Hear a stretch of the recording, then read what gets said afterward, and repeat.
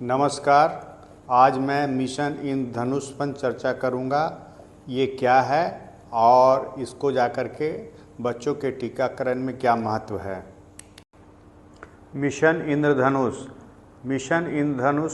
comprehensive immunization program is a flagship program launched by the Ministry of Health and Family Welfare, Government of India on दिसंबर 25, 2014 में government of India के family welfare और health department ने एक programme बच्चों के टीकाकरण का launch किया था, जिसका नाम था mission Indradhanush.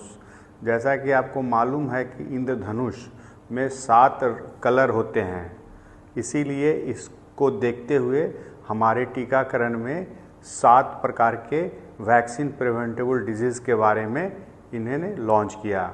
The mission aim to immunise children under 2 years of age and pregnant women against 7 vaccine preventable disease. Mission Indradhanush में 7 रंग कलर के होते हैं, इसीलिए इसमें 2 साल से कम उम्र के बच्चे और गर्भवती महिलाओं के लिए 7 जो कि टीकाकरण के द्वारा बीमारी को रोका जा सकता है, उसके विरुद्ध में यह प्रोग्राम को लॉन्च किया गया। Objectives: improve immunisation coverage, achieve 90% complete immunisation coverage in India. मतलब इसका उद्देश्य था कि 90% से ज़्यादा टीकाकरण बच्चों में हो जाए। Reach unreached population, cover all children under 2 years and pregnant women who are not part of the Universal Immunization Program UPI, particularly focus on left out and dropped out. Left out are those who does not receive any vaccine due to outreach, and dropout are those who received some vaccine but discontinued due to any reason. अब इसका उद्देश्य है कि reach unreached population, मतलब UPI का जो टीकाकरण programme है अभी तक उन लोगों के पास जो दूर दराज इलाके में है या कोई टापू पर है या कहीं है, उन तक नहीं पहुंच बनाया जा सका है टीकाकरण के लिए। तो उन लोगों के पास टीकाकरण जाके करना है। और left out and drop out, left out उस तरह के बच्चे को कहते हैं जिसको अभी तक टीकाकरण एक भी नहीं लगा है, एंड ड्रॉप आउट उसको कहते हैं उस बच्चों को जिन्होंने 1 या 2 वैक्सीन लगवाया है और उसके बाद किसी कारणवश उन्होंने अपना टीकाकरण को छोड़ दिया है। तो इसके अंतर्गत इन लोगों को कवर करने की योजना बनाई गई है। अगला ऑब्जेक्टिव में इसका reduce infant mortality, decrease preventable infant mortality by ensuring full immunisation. मतलब बच्चे का जो है मृत्यु दर को कम करने के लिए जो वैक्सीन के द्वारा होता था उसको रोकने के लिए इसका उद्देश्य था मिशन इंद्रधनुष का। की फीचर्स: इम्यूनाइजेशन अगेंस्ट 7 डिजीज। जैसे मिशन इंद्रधनुष में 7 कलर होते हैं, तो ये 7 बीमारी को रोकने के लिए बनाया गया था। वह कौन कौन सा बीमारी है? Diphtheria, pertussis, tetanus, childhood tuberculosis, polio, hepatitis B और मीजिल्स। मतलब ये सब बीमारी के विरुद्ध जाकर के टीकाकरण करके इनके द्वारा मृत्यु को रोका जा सकता है। Multiple phases: the mission has completed 10 phases covering 701 district across the country. अभी तक जो मिशन इंद्रधनुष है वो 10 फेज तक चल चुका है और यह देश के 701 जिलों में लागू हो चुका है। Intensified mission Indradhanush launched in 2017 to improve immunization coverage in the select district and cities। 2017 में गवर्नमेंट ने फिर जाकर के इंटेंसिफाइड मिशन इंद्रधनुष कुछ चिन्हित जिलों में इन्होंने लागू किया और शहरों में, ताकि ये इम्यूनाइजेशन कवरेज को और बढ़ाया जा सके।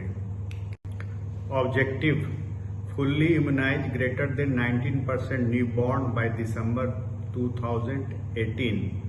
मतलब इंटेंसिफाइड मिशन इंद्रधनुष का उद्देश्य था कि 90% अधिक न्यूबॉर्न बेबी को दिसंबर 2018 तक इम्यूनाइज करना है। एडिशनल एस्पेक्ट, और इसका क्या एडिशनल एस्पेक्ट था?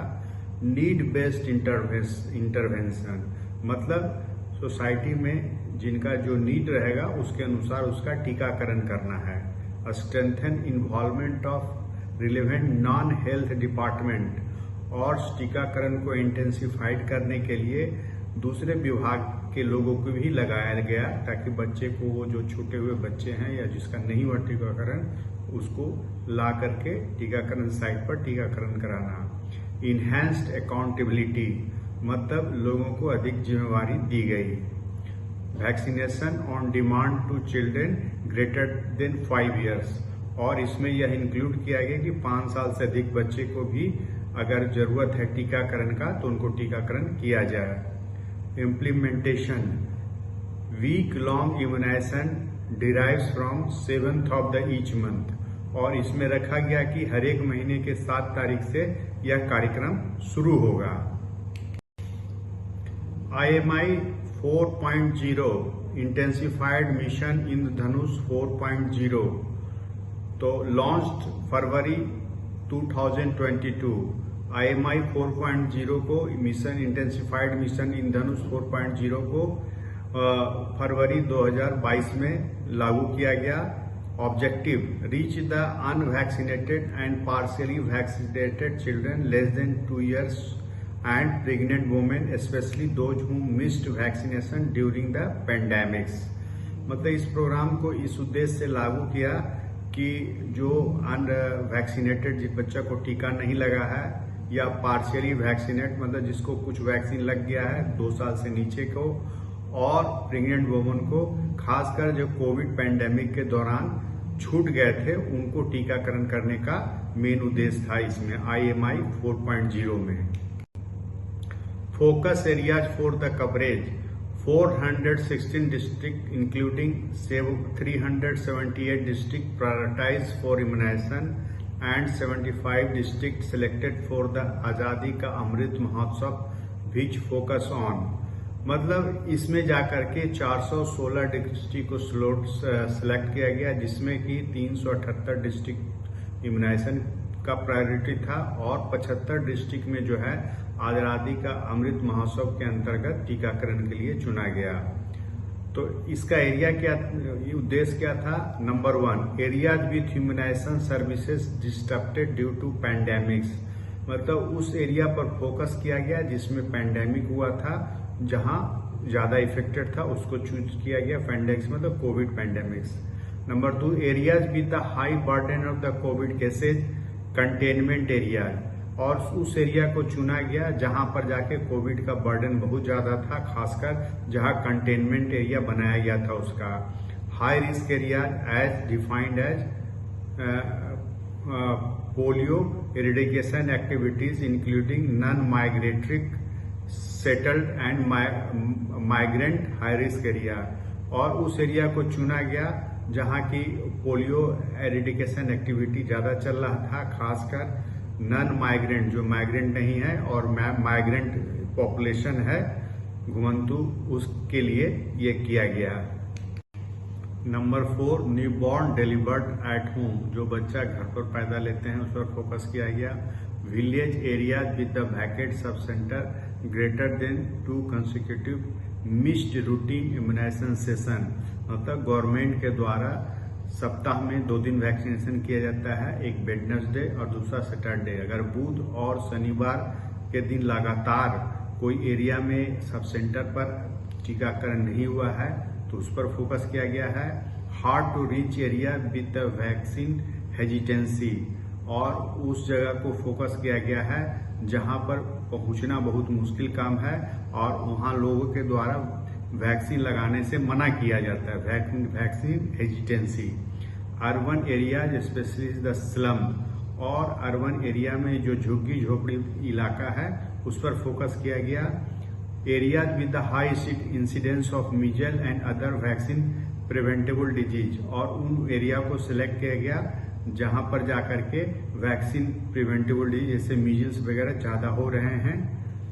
ऑर्फेनाज, prison, red light areas, riverine areas, agriculture, migrants, और उस एरिया में किया गया ऑर्फेनाज, मतलब कि जहां पर बच्चा का ऑर्फन हो गया लावारिश मतलब हो जाता है, प्रिजन है, रेड लाइट एरिया है, नदी रिवरेन एरिया जहाँ पर बाढ़ और नदी किनारे एरिया है, एग्रीकल्चर माइग्रेंट बहुत सा जाके एग्रीकल्चर के लिए लोग इधर से उधर काम करने के लिए जाते हैं, वहाँ फोकस किया गया।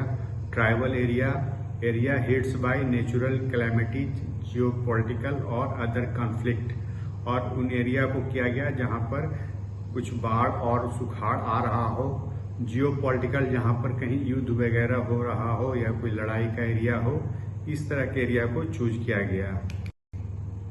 Benefit of mission Indradhanush, mission Indradhanush का क्या लाभ हुआ? Increase immunisation coverage, mission Indradhanush has led to the significant increase in immunisation coverage with a 6.7% year to year increase on immunisation coverage. मतलब इसका यह लाभ हुआ मिशन इंद्रधनुष का कि प्रत्येक साल 6.7% हर एक साल इसका कवरेज बढ़ा। Increase in the full immunisation coverage among 12 to 24 month old from 62% NFHS 4 मतलब national family health survey 4 to 76.4% NFHS 5 मतलब national family health survey.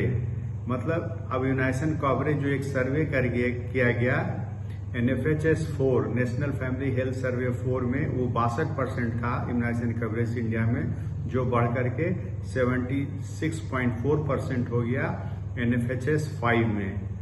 701 district covered in the first 10 phases, और 10 फेज जो चला मिशन इंद्रधनुष का उसमें 701 degree को cover किया गया। धन्यवाद। ये वीडियो अगर आपको पसंद आए तो इसे लाइक करें, शेयर करें और चैनल सब्सक्राइब करें। चैनल सर्च करें @TR Umesh मेडिकल से करें।